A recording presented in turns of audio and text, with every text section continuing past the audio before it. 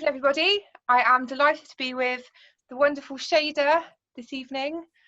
And we should have started this podcast about an hour ago, but it's just been calamity after calamity. So hello to Daz, Stu and Mike this evening. Hello. Hello. Tom. How are you all? Sound. You? Yeah. Annoyed. Great. Yep, all good. All good. Yeah, we've been trying since, so it's now 9:15. We've been trying since 8 p.m. to try and get everyone on here, but it's totally my fault because my emails didn't work, so it's been a bit of a nightmare. But so how are you guys? You've just signed to 42 Records, I see. Quite recently. Yeah, we signed a few months ago now for lockdown. Yeah, that's the story of our life. And also the physical. Oh, sorry. Pandemic. Yeah. You know what I mean? And last week I saw that Skylights were number 2 and you guys were number 5, weren't you? In the physical. Number 4. Don't do us out of a place. Yeah.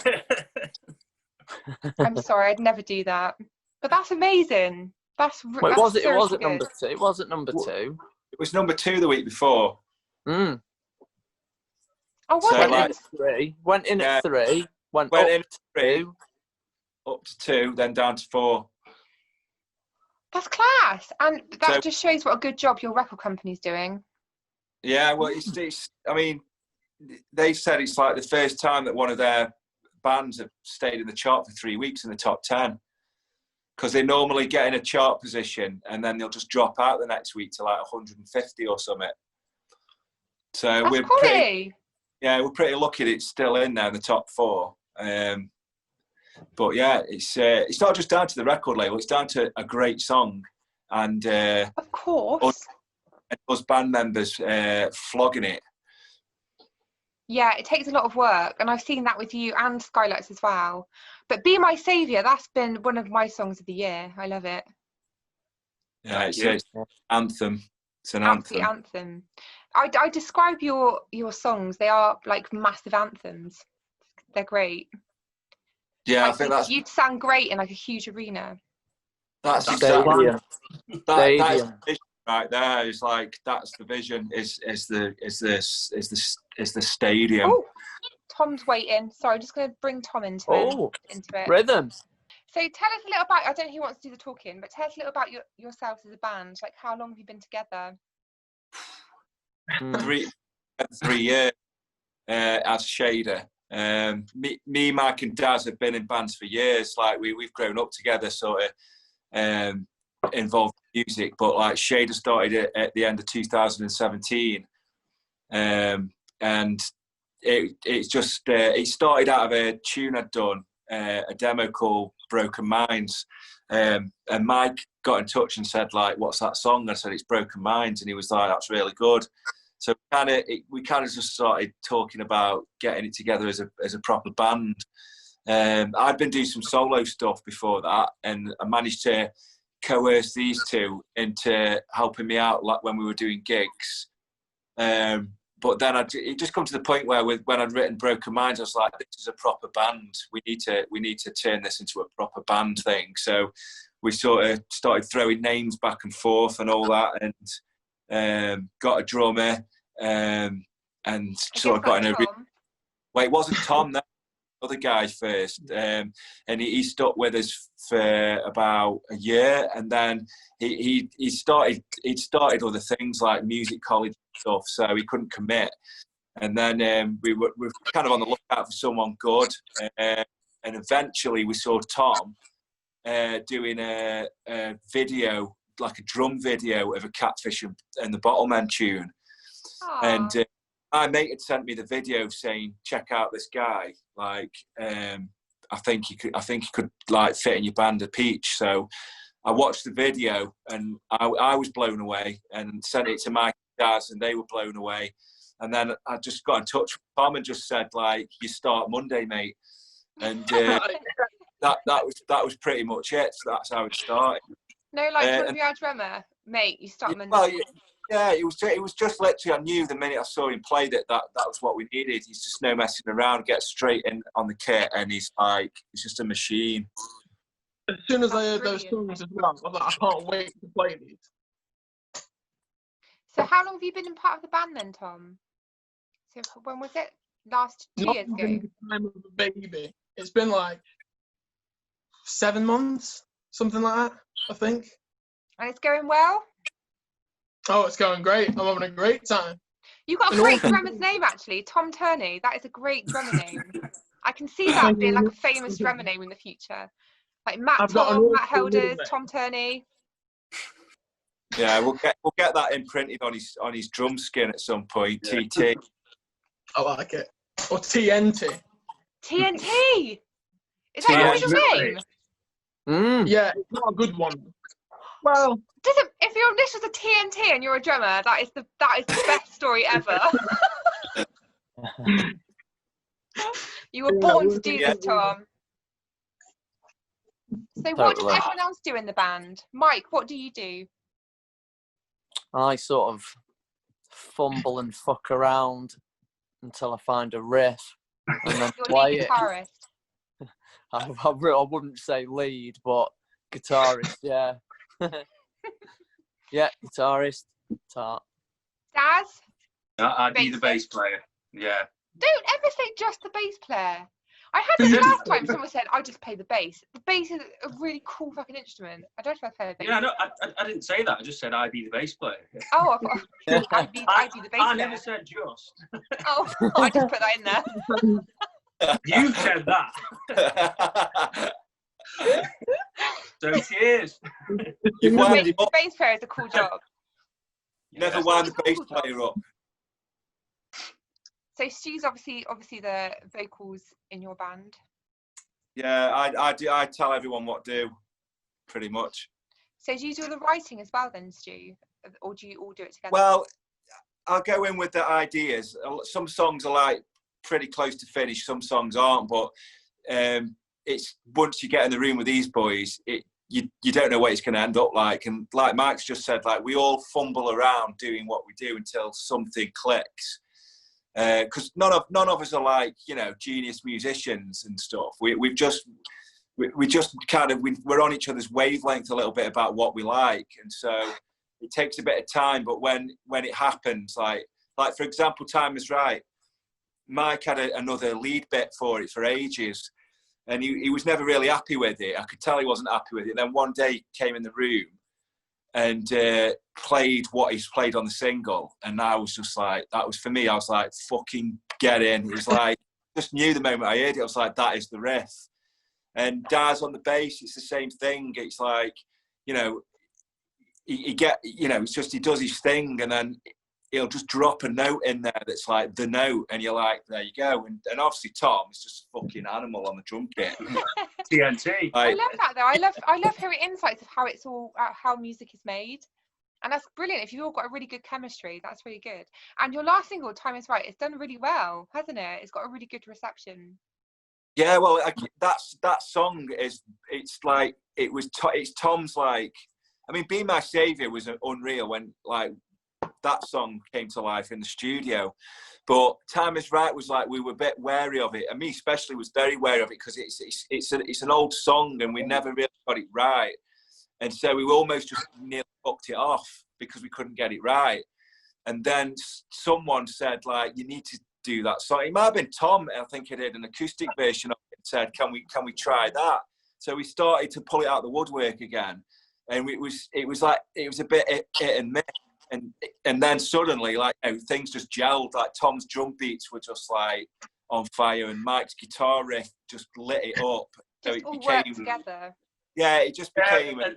And then Gavin in the studio just crowned it off, didn't he? You know what I mean? He just he put together what we come up with again. It was just it became something else, didn't it? It's compared to what it was how many years ago. Right then, the time was right now. Yeah. Cliche as it sounds, you're right. Yeah. I'd even started like because the song's quite old. I thought about I rewrote the words just because I felt like I needed to do something new on it.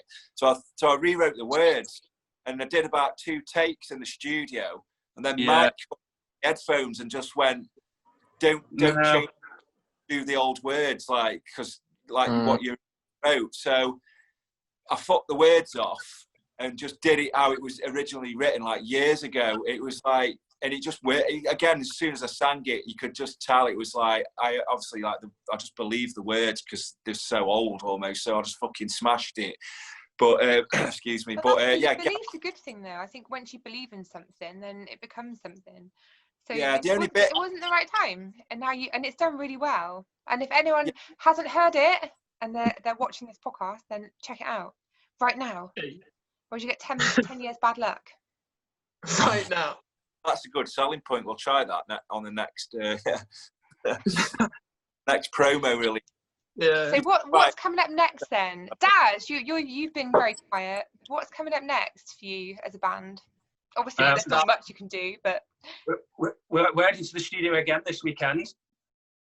Another, well, I can't remember. Is this track about the same sort of age? But it's just one of them that's been consistently part of the live set for the past few years now. It's the crowning moment, you know, the crescendo, if you will. And we've been dying to get that on record for a few years now, and we've quenched it down into a bit more of a single format. But we're just, it's going to pack a punch. It's going to pack a punch. Or have we changed our mind? I've just remembered.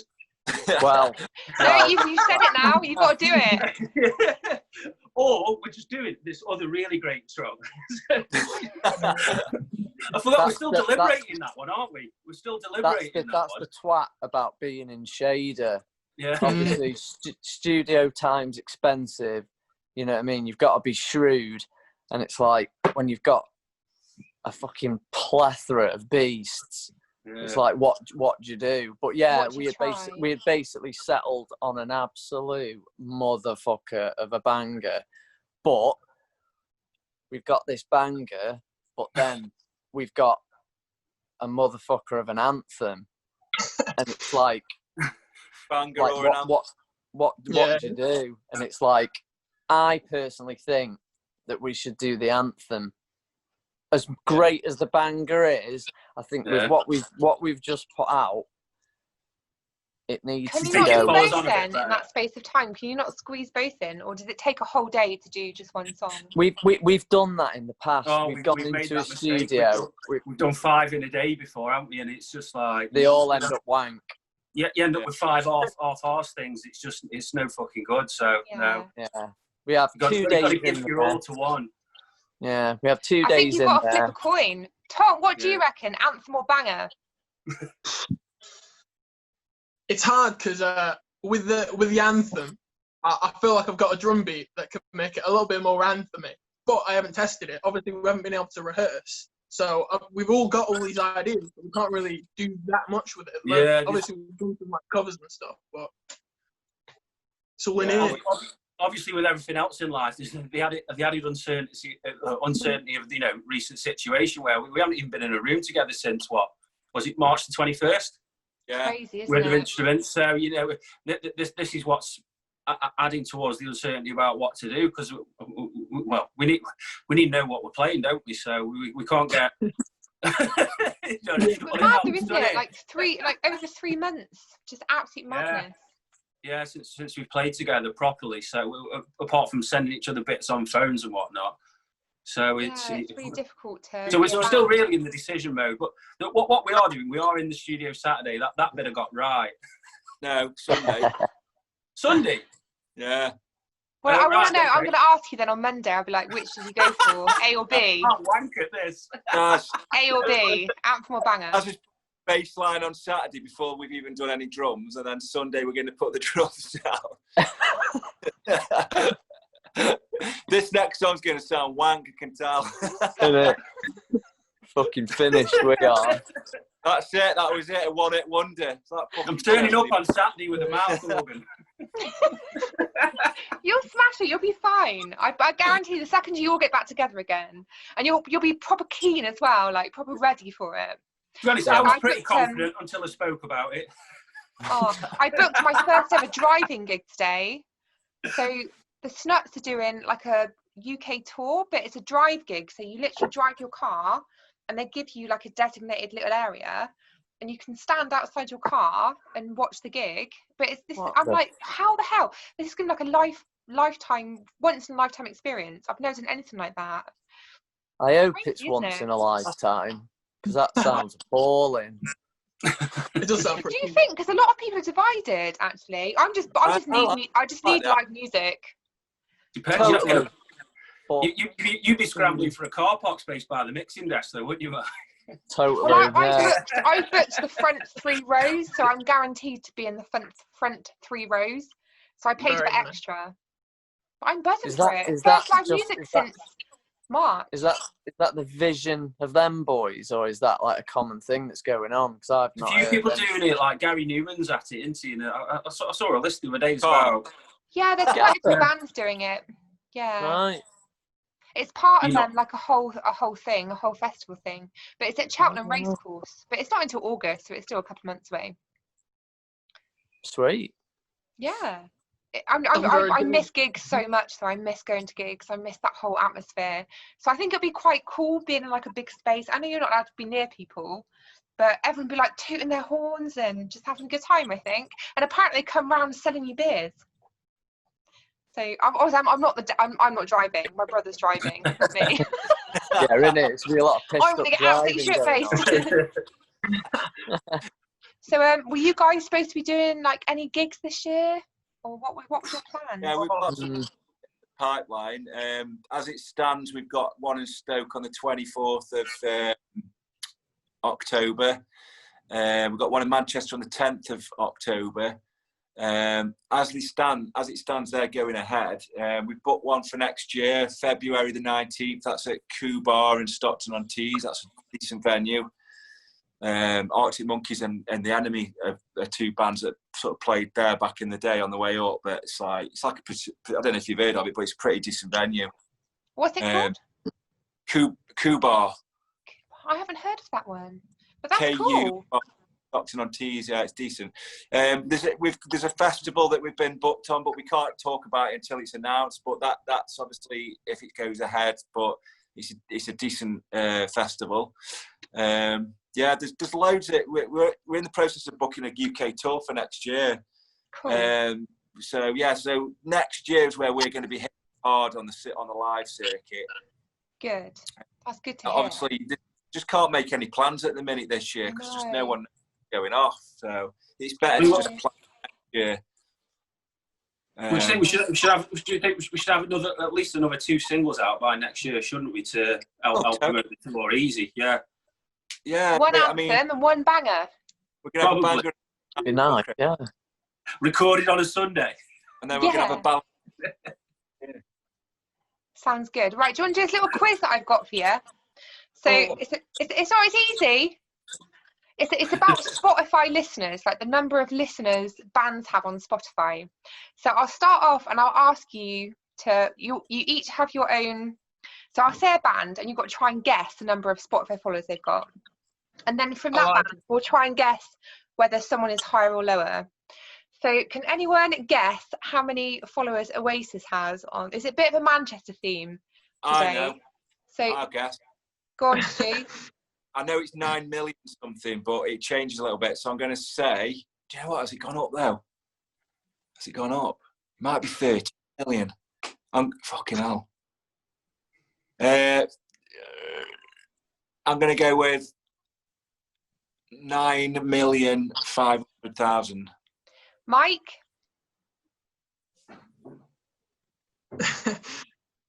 This is followers, not monthly listeners. This is followers. Yes, if you follow Oasis, so it is monthly listeners basically. If you follow them. Oh, right, okay. Oh, I wish you'd asked me Coldplay's because I saw that the other day. I'll just go 10 million. I'll just go a little bit higher. 10 million. Daz? 8.73. Tom? I like that you actually laughed because you got to hear all the answers. So I'll go higher. I had no idea. I would have gone much lower. But after Stu saying maybe like 30 mil, I'll go like 19 mil. 19 million. 19 million? The thing is, so Oasis have 13 million 382,681 followers as of 7:30 this evening. Fucking, there's so many people. So you're doing really well. You were kind of there. Tom, I was like, say like 15 and you've got it. And you went just too high. 19! Yeah. Right, okay. So higher or lower than Oasis? How many followers do you think the Verve have? Higher or lower? Lower. It's kind of easy to start with as soon as Oasis. It's about 1.5 million, isn't it? Is it a million and a half? So the Verve have 5.5 million. Do they? Jesus. A lot. So higher or lower than the Verve, the Stone Roses? Lower. Lower. I'll go lower, yeah. I'm going up. Stone Roses have lower. And I actually, when I was doing this for tonight, I couldn't believe it. So the Verve have 5.5 million. The Stone Roses have 2,104,771. I'm like, what the hell? The Stone Roses have way more followers than that. So anyway, higher or lower than the Stone Roses, the Happy Mondays? Lower. Yeah, lower. Happy Mondays have 715,141. So higher or lower than the Happy Mondays? James? Higher. All in agreement? Yeah, go higher. Yeah, James has 1,850,914 followers. So higher or lower than James, the Smiths? Higher. I would think higher, yeah. Higher. It's been quite easy so far, but the next one's going to be really difficult. So the Smiths have 5,368,259 followers. Higher or lower than the Smiths, Joy Division? Lower. I reckon because there was a bit of a thing the other day. It was 40 years. So I reckon there's been a bit of a surge of listeners. Oh, yeah. But Poker face. Whether it's going to be that many million, because lower because they've got less albums than the Smiths. So yeah, I know, but there's like it's a bit of a thing, isn't it? When someone's icon. Going lower. I'm sticking with lower. Okay. I'm going to go up. Be different. It's not too much difference actually. So Joy Division have 3,544,432. So it's not too much difference really. And I just wanted to throw this band in, who are one of our, I don't know if you love DMAs, but for me they are one of the best new bands about, and definitely Manchester inspired. So high or low, I'm not going to say higher or lower than Joy Division. I'm going to go, so Happy Mondays had, actually I'm going to go, yeah, Happy Mondays had 715,141. Do DMAs have higher or lower than Happy Mondays? Higher. Definitely higher. They're so close to 1 million. So as I've been checking all week. So as of this evening, DMAs have 995,915 followers. They're doing really well. Very close. That was our little game for the day. And we are nearing the end of my Zoom limit. But what a ball ache we had to start with, eh? My balls are hurting. If everyone's been watching this podcast, you know what you got to do. I know it's back to front, but you can just flip it around. It spells Shader, and they're one of the bands to watch for the next year or so, I think, for sure. And I can't wait to come and see you at a festival sometime. Me too. Yes. We'll have a nice beer together. Sounds good. Yeah, I'm hoping. I was supposed to be going to my first Glastonbury on Wednesday. Wounder. I know. So I'm going to be fence painting instead, because my boss is like, you've got to still take the time off work, so I can't cancel my holiday. So I'm like, what am I going to do instead of Glastonbury? Well, I'm just going to paint the fences. Aren't they having a Glastonbury on telly or something though, like a best of? Yeah, so BBC, what do you call it? Which BBC thing is it? They're doing from 2 p.m. every day from Thursday. They'll be putting loads of live performances on, so it's worth checking out. That'll be good. That will. Yeah, definitely, really good. Maybe one day, guys. One day. One day. You got to believe it. Next year. Next year, man. Yeah. Yeah, innit? Fuck Stormzy. What day? Fuck Stormzy, mate. And your Oh, I stab-proof hope so. vest. I know. Innit? We'll I have know. face masks. We'll have stab-proof face masks when we play. I'm so sorry to the Shader Boys for the massive mishap earlier, trying to get this recorded. And I'm really thankful that we got there in the end. And what I'm going to do, I'm going to say goodbye now. Goodbye, everybody. Goodbye. Nice Goodbye. one. Have a lovely Take rest care of the out week. there.